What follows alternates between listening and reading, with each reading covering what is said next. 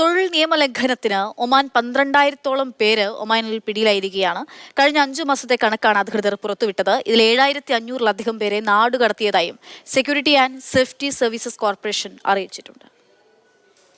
രാജ്യത്തെ തൊഴിൽ നിയമത്തിലെ വിവിധ വ്യവസ്ഥകൾ ലംഘിച്ചതിനാണ് ഇത്രയേറെ പേർ ഒമാനിൽ അറസ്റ്റിലായത്.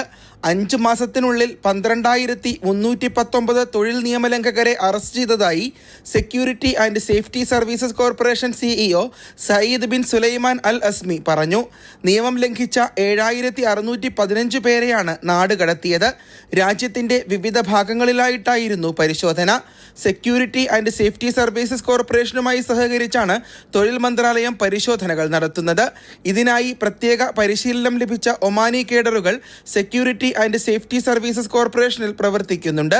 തൊഴിൽ വിപണിയെ നിയന്ത്രിക്കുന്നതിനും സുൽത്താനേറ്റിന്റെ നിയമങ്ങൾ പാലിക്കുന്നുണ്ടെന്ന് ഉറപ്പാക്കുന്നതിനുമുള്ള വിശദമായ പരിശോധനകൾ ഇനിയും തുടരും. കഴിഞ്ഞ വർഷം 23,566 തൊഴിൽ നിയമലംഘകരെയാണ് രാജ്യത്ത് പിടികൂടിയത്.